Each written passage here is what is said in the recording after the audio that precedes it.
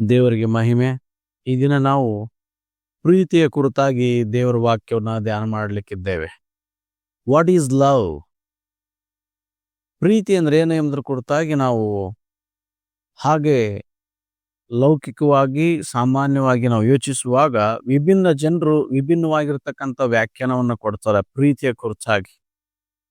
ಅಂದ್ರೆ ಪ್ರೀತಿಯ ಕುರಿತಾಗಿ ಒಬ್ಬೊಬ್ಬರ ನಿಲುವುಗಳು ಒಂದೊಂದು ರೀತಿಯಲ್ಲಿದೆ. ಪ್ರೀತಿ ಅಂದ್ರೆ ಹೀಗೆ, ಪ್ರೀತಿ ಅಂದ್ರೆ ಹಾಗೆ ಎಂಬುದಾಗಿ ವಿಭಿನ್ನ ಕಲ್ಪನೆಗಳನ್ನ ಜನರಲ್ಲಿ ನಾವು ನೋಡಬಹುದಾಗಿದೆ. ನಾನು ಸುಮಾರು ಒಂದು 10ರಿಂದ 15 ವರ್ಷದ ಹುಡುಗನಾಗಿದ್ದಾಗ ಒಬ್ಬ ಸೇವಕರು ಈ ರೀತಿಯಾಗಿ ಹೇಳ್ತಾ ಇದ್ರು ಒಂದು ಮೀಟಿಂಗ್ ಅಲ್ಲಿ, ಪ್ರೀತಿಯ ಕುರಿತಾಗಿ. ಪ್ರೀತಿ ಅಂತಂದ್ರೆ ಪ್ರೀತಿ ಇಲ್ಲದ ಜೀವಿತ ಪರಿಮಳವಿಲ್ಲದ ಹೂವಿನ ಹಾಗೆ ಎಂಬುದರ ಕುರಿತಾಗಿ ಹೇಳ್ತಾ ಇದ್ರು. ಅಂದ್ರೆ ಪ್ರೀತಿ ಇಲ್ಲದ ಜೀವಿತ ಪರಿಮಳ ಇಲ್ಲದ ಹೂವಿನ ಹಾಗೆ, ಅಂದ್ರೆ ಆರ್ಟಿಫಿಷಿಯಲ್ ಆಗಿರ್ತಕ್ಕಂಥ ಫ್ಲವರ್ ಹಾಗೆ ಪ್ರೀತಿ ಇಲ್ಲ ಅಂತಂದ್ರೆ ನಮ್ಮ ಜೀವನ. ಅಂದ್ರೆ ಪ್ರತಿಯೊಬ್ಬರು ಜೀವಿತಕ್ಕೂ ಸಹ ಪ್ರೀತಿ ಬಹಳ ಅಮೂಲ್ಯ. ಪ್ರೀತಿ ಇಲ್ಲದಿದ್ದರೆ ನಾವು ಪರಿಮಳ ಇಲ್ಲದೆ ಇರತಕ್ಕಂಥ ಪ್ಲಾಸ್ಟಿಕ್ ಹೂವಿನ ರೀತಿಯಲ್ಲಿ ಇರ್ತೇವೆ. ನಮ್ಮ ಜೀವಿತದಲ್ಲಿ ಪ್ರೀತಿ ಬಹಳ ಮುಖ್ಯ ಅಂತ ಹೇಳಿ ಸೇವಕರು ಹೇಳ್ತಾ ಇದ್ರು. ಹಾಗೆ ಪ್ರೀತಿ ನಮ್ಮೆಲ್ಲರಿಗೂ ಬೇಕಾಗಿರ್ತಕ್ಕಂಥ ವಿಷಯ, ನಾವೆಲ್ಲರೂ ಎದುರು ನೋಡ್ತಕ್ಕಂಥ ವಿಷಯ ಪ್ರೀತಿಯಾಗಿದೆ. ನಾನು ನಿನ್ನನ್ನು ಪ್ರೀತಿಸ್ತೇನೆ ಅನ್ನೋದಾದ್ರೆ ಆ ಪ್ರೀತಿಗೆ ಗುರುತುಗಳು ಇದೆ. ಪ್ರೀತಿ ಅಂದ್ರೆ ಅದರದೇ ಆಗಿರ್ತಕ್ಕಂಥ ಚಿಹ್ನೆಗಳಿದೆ. ಅದನ್ನ ದೇವ್ರ ವಾಕ್ಯದಲ್ಲಿ ನಾವು ನೋಡ್ತಾ ಇದ್ದೇವೆ. 1 ಕೊರಿಂಥದ ಪತ್ರಿಕೆ ಅಧ್ಯಾಯ 13 ವಚನ 1ರಿಂದ 13 ವಚನಗಳಲ್ಲಿ ಇಲ್ಲಿ ದೇವರ ವಾಕ್ಯದಲ್ಲಿ ನಾವು ನೋಡ್ತೇವೆ ಪ್ರೀತಿ ಅಂದ್ರೆ ಏನು, ಪ್ರೀತಿಯ ವ್ಯಾಖ್ಯಾನವನ್ನ ಇಲ್ಲಿ ದೇವರ ವಾಕ್ಯದಲ್ಲಿ ನಾವು ನೋಡ್ತಾ ಇದ್ದೇವೆ. ಬೈಬಲ್ ಪ್ರೀತಿ ಅಂದ್ರೆ ಏನನ್ನೋದ್ರ ಕುರಿತಾಗಿ ಇಲ್ಲಿ ಸ್ಪಷ್ಟವಾಗಿ ತಿಳಿಸ್ತಕ್ಕಂಥದ್ದಾಗಿದೆ. ಪ್ರೀತಿ ಅಂದ್ರೆ ಏನು ಹಾಗಾದ್ರೆ ಎಂದು ನೋಡುವಾಗ, ಪ್ರೀತಿ ಅಂತಂದ್ರೆ ಅದು ತಾಳ್ಮೆಯನ್ನು ತೋರಿಸ್ತಕ್ಕಂಥದ್ದು ಪ್ರೀತಿ ಅಂದ್ರೆ. ಅಂದ್ರೆ ನಾನು ಒಬ್ಬ ವ್ಯಕ್ತಿನ ಪ್ರೀತಿಸ್ತೇನೆ ಎಂಬುದಾಗಿ ಹೇಳುವಾಗ ನಾನೇನ್ ಮಾಡ್ಬೇಕಾಗಿದೆ, ತಾಳ್ಮೆಯನ್ನ ತೋರಿಸ್ಬೇಕಾಗಿದೆ. ಪ್ರೀತಿ ಅಂತಂದ್ರೆ ಅದು ತಾಳ್ಮೆ ಎಂಬ ವ್ಯಾಖ್ಯಾನವನ್ನ ದೇವರ ವಾಕ್ಯ ನಮಗೆ ತಿಳಿಸ್ತದೆ. ಎರಡನೇದಾಗಿ ಪ್ರೀತಿ ಅಂದ್ರೆ ಅದು ದಯೆ ತೋರಿಸ್ತಕ್ಕಂಥದ್ದು. ನಮ್ಮಲ್ಲಿ ಪ್ರೀತಿ ಇದೆ ಅಂದ್ರೆ ನಾವು ಇತರರಿಗೆ ದಯೆ ತೋರಿಸ್ತಕ್ಕಂಥವ್ರು ಆಗ್ತೇವೆ. ಮದರ್ ತೆರೇಸಾ ಅವ್ರು ಪ್ರೀತಿಯಿಂದ ತುಂಬಿದ್ರು, ಇತರರಿಗೆ ದಯೆ ತೋರಿಸಿದ್ರು. ಹೀಗೆ ಅನೇಕ ಶಿಷ್ಯರುಗಳನ್ನ ನೋಡುವಾಗ, ಅಪೊಸ್ತಲರುಗಳನ್ನ ನೋಡುವಾಗ ಅವ್ರೇನ್ ಮಾಡಿದ್ರು, ತಮ್ಮಲ್ಲಿ ಪ್ರೀತಿ ಇದ್ರಿಂದ ಅವ್ರಲ್ಲಿ ದಯೆ ಇತ್ತು, ದಯೆಯನ್ನು ತೋರಿಸಿದ್ರು. ಹೀಗೆ ಮದರ್ ತೆರೇಸಾ ಪ್ರೀತಿಸಿದ್ರು. ಹೇಗೆ ಪ್ರೀತಿಸಿದ್ರು? ದಯೆ ತೋರಿಸುವುದರ ಮೂಲಕ. ಪ್ರೀತಿ ಅಂದ್ರೆ ದಯೆ ತೋರಿಸತಕ್ಕಂಥದ್ದು. ಥಾಮಸ್ ಅವರು ನಮ್ಮ ದೇಶಕ್ಕೆ ಶುಭವರ್ತಮಾನ ತಂದ್ರು. ಏನಕ್ಕಾಗಿ? ಅವರಲ್ಲಿ ಪ್ರೀತಿ ಇತ್ತು. ಅಂದ್ರೆ ಏನರ್ಥ? ಅವ್ರಿಗೆ ದಯೆ ಇತ್ತು. ಭಾರತೀಯರ ರಕ್ಷಣೆ ಕುರಿತಾಗಿ, ಭಾರತೀಯರ ರಕ್ಷಣೆ ಬಗ್ಗೆ, ಅವರು ದೇವರ ರಾಜ್ಯ ನಿತ್ಯಜೀವ ಸೇರ್ಬೇಕೆಂಬಿರ್ತಕ್ಕಂಥ ಒಂದು ಪ್ರೀತಿ ಇತ್ತು. ಅಂದ್ರೆ ದಯೆ ಇತ್ತು. ಅದಕ್ಕಾಗಿ ಅವ್ರು ಇಲ್ಲಿಗೆ ಬಂದ್ರು. ಪ್ರೀತಿ ಅಂತಂದ್ರೆ ಅದು ಹೊಟ್ಟೆ ಕಿಚ್ಚಿಪಡೋದಲ್ಲ. ಒಂದ್ ವೇಳೆ ನಾವ್ ಯಾರನ್ನಾದ್ರೂ ಪ್ರೀತಿಸ್ತಾ ಇದ್ದೇವೆ, ಅವ್ರ ಬಗ್ಗೆ ತುಂಬಾ ಹೊಟ್ಟೆ ಕಿಚ್ಚಿಪಡ್ತಾ ಇದೆ ಅಂತಂದ್ರೆ ಅದು ನಿಜವಾಗಿರ್ತಕ್ಕಂಥ ಪ್ರೀತಿ ಅಲ್ಲ. ಪ್ರೀತಿ ಅಂದ್ರದು ಹೊಗಳ್ಕೊಳ್ತಕ್ಕಂಥದ್ದಲ್ಲ. ನಮ್ಮನ್ನೇ ನಾವು ಮಹಿಮೆ ಮಾಡ್ಕೊಳ್ತಕ್ಕಂಥದ್ದು ಪ್ರೀತಿ ಅಲ್ಲ. ಪ್ರೀತಿ ಅಂತಂದ್ರೆ ಅದು ಹೊಗಳಿಕೊಳ್ತಕ್ಕಂಥದ್ದು, ಉಬ್ಬಿಕೊಳ್ತಕ್ಕಂಥದ್ದಲ್ಲ.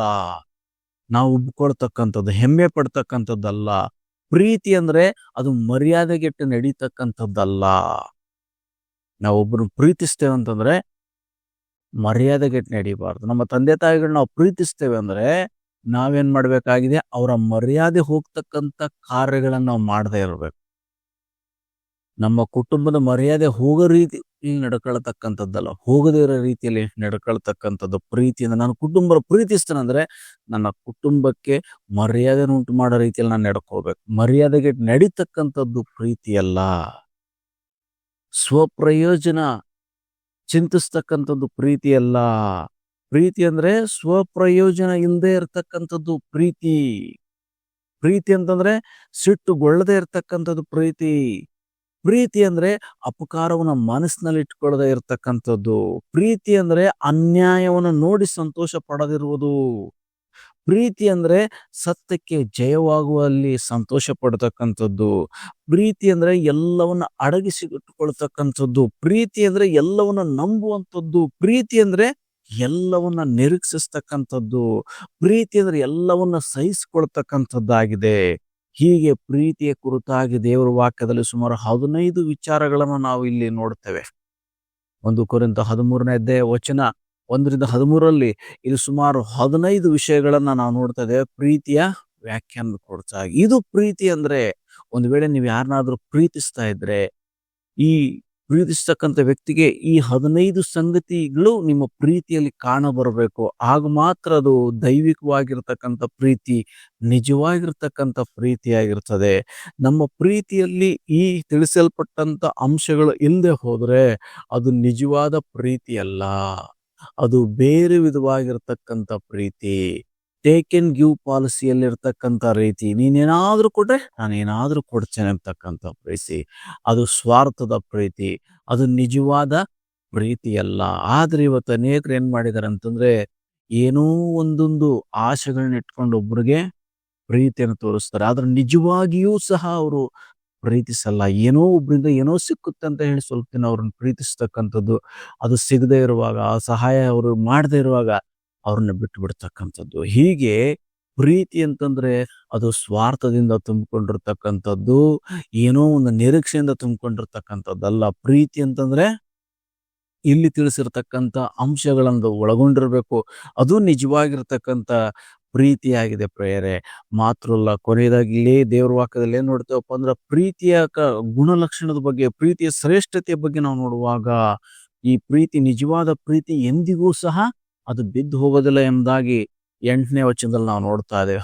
1 ಕೊರಿಂಥ 13:8 ನೋಡ್ತೇವೆ, ಪ್ರೀತಿ ಅದು ಬಿದ್ದು ಹೋಗೋದಿಲ್ಲ ಎಂಬುದಾಗಿ. ಹಾಗಾದ್ರೆ ನನ್ನ ಪ್ರೀತಿ ಬಿದ್ದು ಹೋಗುವಂತ ಪ್ರೀತಿ ಆದ್ರೆ ಅದು ನಿಜವಾದ ಪ್ರೀತಿ ಆಗ್ಲಿಕ್ಕೆ ಸಾಧ್ಯವಿಲ್ಲ ಅಂತ ಹೇಳ ದೇವ್ರ ವಾಕ್ಯದಲ್ಲಿ ನೋಡ್ತೇವೆ. ಅಂದ್ರೆ ನೀನು ನಾನು ಮಾಡುವಂತ ಪ್ರೀತಿ ಸ್ವಲ್ಪ ದಿನ ಮಾತ್ರ ಇದ್ದದ್ದು ಬಿದ್ದು ಹೋಗ್ತಕ್ಕಂಥದ್ದಾದ್ರೆ ಅದು ನಿಜವಾದ ಪ್ರೀತಿ ಅಲ್ಲ. ಆ ಪ್ರೀತಿಯಲ್ಲಿ ಬೇರೆ ಲೋಕದ ಸಂಗತಿಗಳು ತುಂಬಿಕೊಂಡಿದೆ. ಅನೇಕ ವಿಷಯಗಳನ್ನು ನಿರೀಕ್ಷಿಸಿ ನೀನು ಆ ರೀತಿಯಾಗಿ ನಾಟಕ ಮಾಡ್ತಾ ಇದೀಯ, ನಟನೆ ಮಾಡ್ತಾ ಇದೀಯ ಹೊರತು ಅದು ನಿಜವಾಗಿರ್ತಕ್ಕಂಥ ಪ್ರೀತಿ ಆಗ್ಲಿಕ್ಕೆ ಸಾಧ್ಯವಿಲ್ಲ. ಒಂದು ವೇಳೆ ನಿನ್ನ ಪ್ರೀತಿ ಎಷ್ಟು ಜನರ ಮೇಲೆ ನೀನು ಇಟ್ಟಿರ್ತಕ್ಕಂಥ ಪ್ರೀತಿ ಬಿದ್ದು ಹೋಗಿದೆ, ಎಷ್ಟು ಜನರ ನೀನು ಪ್ರೀತಿಸ್ತಾ ಇದ್ದೆ, ಇವತ್ತು ಅವರಿಂದ ನೀನು ದೂರ ಆಗಿದೆಯಾ, ಅದರ ಅರ್ಥ ಏನಪ್ಪಾ ಅಂದ್ರೆ, ನಿಜವಾಗಿಯೂ ನೀವು ದೈವಿಕವಾಗಿರ್ತಕ್ಕಂಥ ಪ್ರೀತಿ, ಒಳ್ಳೆ ಒಂದು ಪ್ರೀತಿ ನೀನು ಸರಿಯಾಗಿ ಮಾಡ್ಲಿಲ್ಲ, ಏನೋ ಸ್ವಾರ್ಥ ಇಟ್ಕೊಂಡು ನೀನು ಪ್ರೀತಿಸಿ ತೋರಿಸದೆ ಪ್ರೀತಿ ಮಾಡೋ ಹಾಗೆ ನಟಿಸಿದೆಯೇ ಹೊರತು ನಿಜವಾಗಿರ್ತಕ್ಕಂಥ ಪ್ರೀತಿ ಅದಲ್ಲ. ಯಾಕಂದ್ರೆ ಪ್ರೀತಿಯ ಗುಣಲಕ್ಷಣ ಏನಪ್ಪಾ ಅಂದ್ರೆ, ಅದು ಪ್ರೀತಿ ಎಂದಿಗೂ ಬಿತ್ತು ಹೋಗೋದಿಲ್ಲ ಎಂಬುದಾಗಿ ದೇವ್ರ ವಾಕ್ಯದಲ್ಲಿ ನಾವು ನೋಡ್ತಾ ಇದ್ದೇವೆ ಪ್ರೇಯರೆ.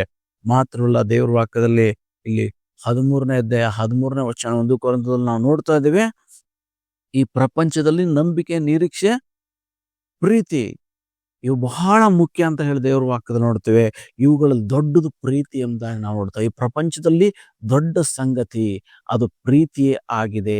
ಈ ಭೂಮಿ ಇವತ್ತು ಹೀಗೆ ನಿಂತಿದೆ ಅಂದ್ರೆ ಅದು ದೇವರ ಪ್ರೀತಿ. ನಾವು ಹೀಗಿದ್ದೇವೆ ಅಂತಂದ್ರೆ ಅದು ಕರ್ತನ ಪ್ರೀತಿ.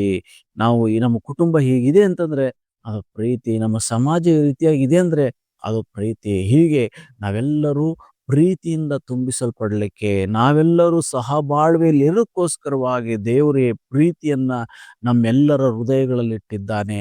ಯಾಕಂದ್ರೆ ಆತನು ಪ್ರೀತಿ ಸ್ವರೂಪನಾಗಿದ್ದಾನೆ.